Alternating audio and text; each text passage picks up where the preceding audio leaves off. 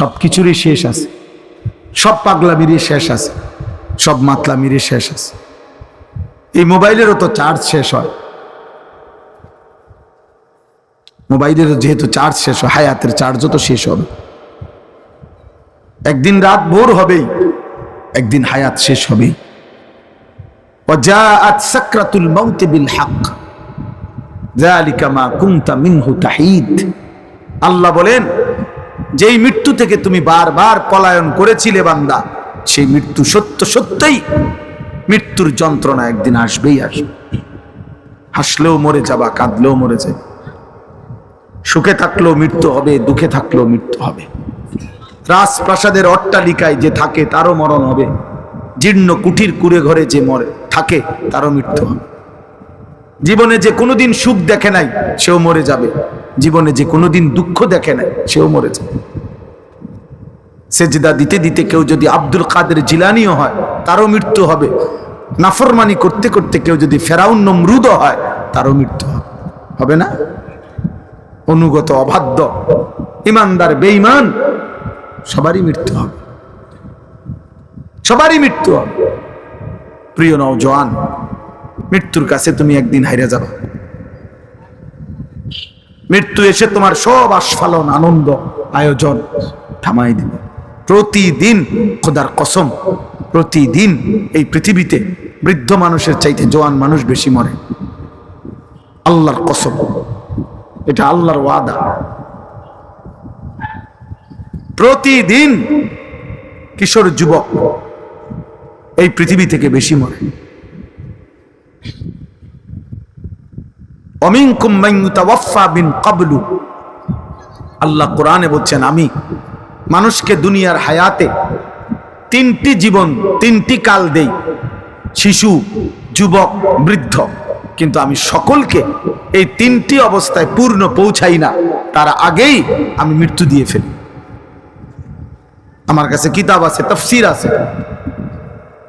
হযরত হাসান বসরি রাহমাতুল্লাহ আলাইহি, হযরত ইবনুল জাওজি রাহমাতুল্লাহ আলাইহি, এরকম বড় বড় বুজুর্গানে দ্বীন পূর্ববর্তী জামানার, ওনারা বলছেন, হে যুবক, তুমি লক্ষ্য রাখো, যেই গাছের থেকে ফুল বের হয়, যেমন আম গাছ, আম গাছের যেই মুকুল বের হয়, সেই মুকুল, সেই ফুল, আম হয় যতগুলো, ঝরে যায় ফুল তার চাইতে বেশি। ছোট্ট ছোট্ট আম হয় যতগুলো, এরপরে বড় বড় আম হয় যতগুলো, ঝরে যায় বেশি। এরপরে পাকে যতগুলো, ঝরে যায় বেশি। শেষ পর্যন্ত পৌঁছায় কম, ঝরেই যায় বেশি। নাকি টিকে থাকে বেশি? আমের মুকুল দেখেন নাই কোনো সময়? ছোট্ট ছোট্ট পিচ্ছি পিচ্ছি আম দেখেন নাই কোনো সময়? হযরত ইবনুল জাওজি রাহমাতুল্লাহ আলাইহি কিতাবের মধ্যে আছে, উনি বলছেন, হে যুবক, মনে রেখো, প্রত্যেক যুগে, প্রত্যেক সমাজে, প্রত্যেক বাড়িতে তুমি হিসাব করো যে কিশোর যুবক সমবয়সী যদি হয়, যে পরিমাণ, তার সাথে আনুপাতিক হারে বৃদ্ধের সংখ্যা অনেক কম। মানে একটা বাড়িতে যদি এই মুহূর্তে নওজোয়ান 14, 16, 18, 20, 25 বছরের ছেলে মেয়ে থাকে 20 জন, 30 জন, তাহলে আনুপাতিক হারে, মানে এটা হারে এইটা চিন্তা করলে বৃদ্ধ মানুষ তো থাকার কথা কমপক্ষে 12-14 জন, কিন্তু ওই বাড়িতে 30 জন কিশোর যুবকের ছেলে মেয়ের মোকাবেলায় বুড়া চাচা, বুড়া দাদা আছে মাত্র 2 জন, 1 জন। বুঝেন নাই হিসাবটা? তাহলে বুঝা গেল এই আজ থেকে 30 বছর আগেও তো, 50 বছর আগেও তো কেউ কিশোর যুবক হিসেবে আগাই আসছিল। তাহলে ওরা সবাই যদি বৃদ্ধ হইতো, তাহলে বৃদ্ধ এত কম হইলো কেমন? তাহলে হিসাবে তো কাছাকাছি থাকবার কথা, কিন্তু জওয়ান হইল 20 জন, বৃদ্ধ হইল 2 জন। কেন? মানুষে বলে না যে এই চাচা আর আমগো গ্রাম বাড়ির শেষ শুধু দোয়া করেন, আমার দাদাই আর বাকি সব মরে গেছে। আমার বাপ চাচা, মনে করেন আমার বাপ চাচা 4 জন, তাহলে আমার বাপ চাচার ছেলেরা, ছেলে মেয়েরা, আমরা চাচতো ভাই, জ্যাঠতো ভাই, আমরা মিলে আমরা আছি না হয়তো 40-50 জন। তাইলে 30-40 জনের কম হবে না। কিন্তু আমার বাপ চাচার মধ্যে শুধু আমার ছোট চাচা একজনই বাইচা আছে। আমার দাদাও নাই, জ্যাঠাও নাই, আমার বাবাও নাই, আমার সেজো চাচাও নাই, শুধু ছোট চাচা আছে। অথচ আমার এই বাপ চাচা 4 জনের সন্তানদের মধ্যে একমাত্র আমার বড় জ্যাঠার একজন ছেলে মারা গেছে এখন পর্যন্ত, আর সবাই আল্লাহর রহমতে বাইচা আছে। তাহলে ভাইয়া বুঝো, এটা বুঝতে চেষ্টা করো। কেউ যদি বুঝতে চাও আর তোমার তামসা যদি তোমার কাছে পছন্দ হয় তো ঠিক আছে বাবা, কেউ কাউরে থামাইতেও পারে না, কেউ কাউরে পিছাইতেও পারে না। কিন্তু এটা ইনসাফ যে আগামী 50 বছর পৌঁছতে পৌঁছতে তোমাদের বয়সী অধিকাংশ কবরে চলে যাবে, টিকবে। অনেকে বুড়া হবে অল্প, বুড়ো হবে অল্প, টিকে থাকবে অল্প, ঝরে যাবে বেশি। অমিনকুম মান ইউতাওয়াফা মিন ক্বাবল। এই জন্য আজকেও একজন লোক, এটা আমি বুঝাইছি যে ভাই এটা ভাববেন না যে এখনো বয়স বাকি, না না। ওয়ালিতাবলুগু আজালাম মুসাম্মা, আল্লাহ বলেন আমি কিন্তু যাকে যখনই মৃত্যু দেই আমি কিন্তু তার হায়াত পূর্ণ করেই মৃত্যু দেই। অল্প বয়সে আমি কাউকে মৃত্যু দেই না, অকালে কাউকে মৃত্যু দেই না। প্রত্যেককে আমি আল্লাহর পক্ষ থেকে নির্ধারিত, আমি আল্লাহ তাকদীরে সৃষ্টির আগেই আল্লাহ তাআলা লিখে রাখছেন, তো আমি ওইটা সময় পূর্ণ করেই মৃত্যু দেই। ওয়ালিতাবলুগু আজালাম মুসাম্মা, আমি নির্ধারিত হায়াত পূর্ণ করি বান্দা। তাইলে দোস্ত আমার, ভাই আমার, বাবা আমার, নওজোয়ান, তুমি তোমার উপরে দয়া করো। যদি সামান্যতম বিবেক থাকে, মানুষ তো আর জানোয়ার না, জানোয়ারের আকল নাই, তো মানুষের তো আকল আছে। আমি কেন জানোয়ারের মতো হব? আমি কেন পশুর আচরণ হব? আমি তো ইনসান, আমি তো মানুষ। আমাকে তো আল্লাহ তাআলা আকল দান করছেন। মানুষ আর জানোয়ারের মূল পার্থক্য তো হাত পাও দিয়া না। মানুষ আর জানোয়ারের মধ্যে মূল পার্থক্য তো নাক চোখ দিয়া না। মানুষ আর জানোয়ারের মধ্যে তো পেশাব পায়খানা দিয়ে পার্থক্য না, খাবার দিয়ে নয়, ঘুম দিয়ে নয়, যৌন চাহিদা পূরণ দিয়ে নয়। এগুলো তো সব সমপরিমাণ জানোয়ারেরও পূরণ হয়। খাবার, খাদ্য, পেশাব পায়খানা, লজ্জাস্থানের চাহিদা পূরণ,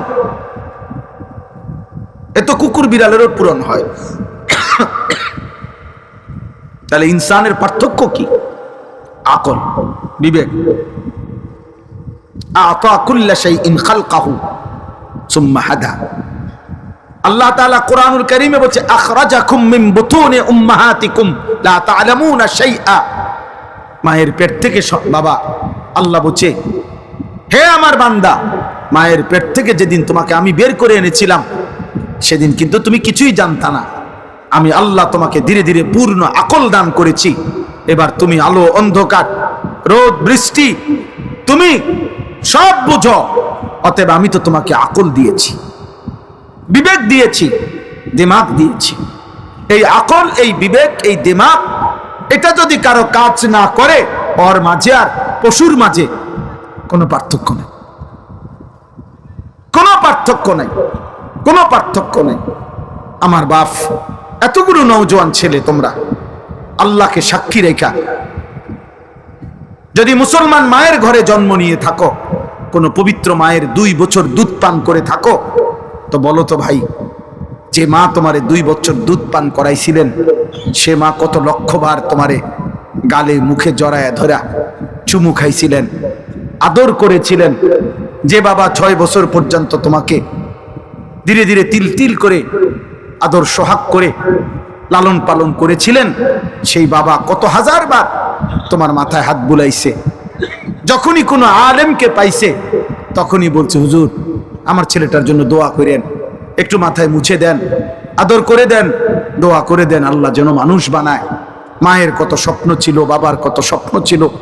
আত্মীয় স্বজন আসছে, ফুফুর কোলে দিছে, ফুফার কোলে তুলে দিছে, দাদার কোলে তুলে দিছে।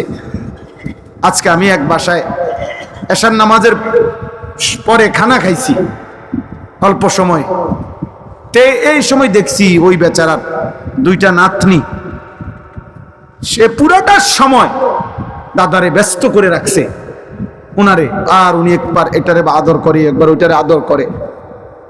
তাইলে আমার ইনসাফের কথা হলো ভাই, যদি কোনো একটা ছেলেও ভাবো, আমি নির্বাচনে দাঁড়াইছি না যে আমার সবার ভোট দরকার, আমি কোনো প্রার্থী না, আমার কোনো মার্কা নাই, আমি নির্বাচনের জনসভায় আসি নাই, অতএব কোন এক আল্লাহর বান্দার কলিজায়ও যদি বিবেক জাগে আমার যথেষ্ট।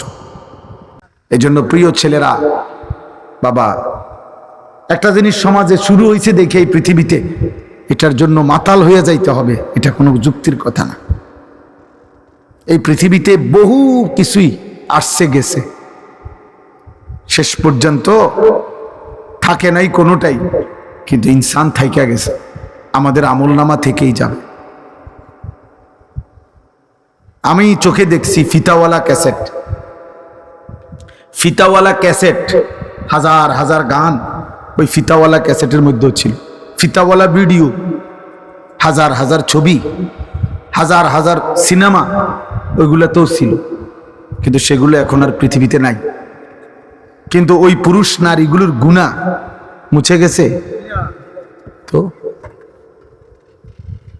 পাতলা পাতলা ক্যাসেট ছিল, সিডি, একদম পাতলা গোলাকার, এই সিডি ক্যাসেট আমরা দেখছি, সেগুলোতেও হাজারো গান বাদ্য, হাজারো নায়িকা গায়িকার সিনেমা নাটক ছিল,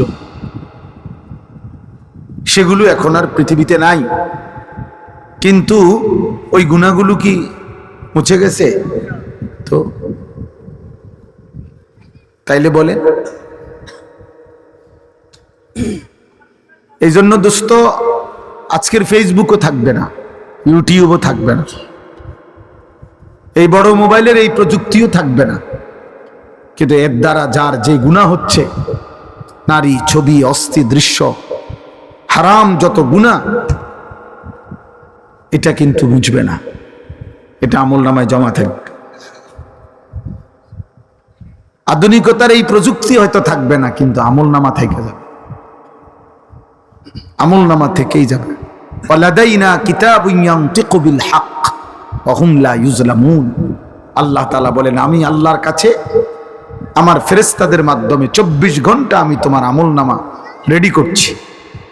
কিয়ামতের দিন তোমার আমলনামাই এক বিন্দু বেশি কম না করে তোমার সামনে কথা বলবে, তোমার বই কথা বলবে, তোমার জিন্দেগীর আমলনামাই কথা বলবে।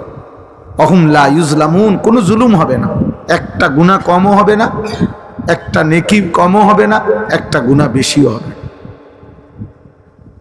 বেশিও হবে না। এটা জরুরি, এটা বোঝা উচিত। এই একটা শুরু হয়েছে আর কি, মন চাইছে যে যার কারণে কোনো বাধা নিষেধ না মানা। দোস্ত, এটা জীবন না, এটা জিন্দেগি হইতে পারে না, এটা জীবন হইতে পারে না। এই জন্য আমি এটা কঠোর, আমি এই ব্যাপারে শক্ত যে আমার কথা হইল, এরা আমাদের সন্তান, এরা আমাদের ছেলে, আমাদের ভাই, তাহলে এদেরকে ফিরাবে কে? এটা কি কোনো কথা হইল যে একটা মুসলিম ছেলে ওর যা মন চায় ও তাই করবে, কেউ বাধা নিষেধ করতে পারবে না, বলতে পারবে না, বলবে না? এটা কি একটা পৃথিবী হইতে পারে? আপনাদের বিবেকে কি বলে? তাহলে ইসলাম মানবে কে? কোরআন মানবে কে? আল্লাহর দ্বীন কার জন্য? নওজোয়ান ভাই তোমরাই বলো, এই 30 পারা কোরআন তাহলে কার জন্য নাজিল হলো? নবী সাল্লাল্লাহু আলাইহি ওয়াসাল্লাম 23টা বছর তাহলে কাকে বললেন, কি জন্য বললেন? এক ওয়াক্ত নামাজ মুসলিম পরিচয় দেওয়ার পরও যদি তোমার পড়তে মন না চায়, তো এই নামাজ কার জন্য ফরজ হলো? হালাল হারাম যদি কোনোভাবেই মানতে মনে না চায় আল্লাহর বিধান, তো এই কোরআনের বিধান কার জন্য? তাইলে আল্লাহর বিধান তাহলে কার জন্য? ইনসাফ করেন সবাই, সবাই মিলে, জওয়ান বুড়া মুরব্বীরা, শ্রেণীয়া বয়স্করা, আপনারা আপনাদের সন্তান নাতি নাতনিদেরকে ওদের হাতে ছেড়ে দিয়েছেন, আর ওরাও মুক্তি পাইয়া, স্বাধীন পাইয়া ওরা ভাবতেছে আমার মা বাবা অভিভাবক, আমার দাদা দাদি, আমার বংশের কেউ মুরব্বী, আমার মাথার উপরে কেউ তো আমারে ডাক দেয় না, মানা করে না, আমি যা মন চাই তাই করতে পারতেছি। আমার বাপ, আমার ভাই, এটা তো জীবন না, এর তো শেষ আছে।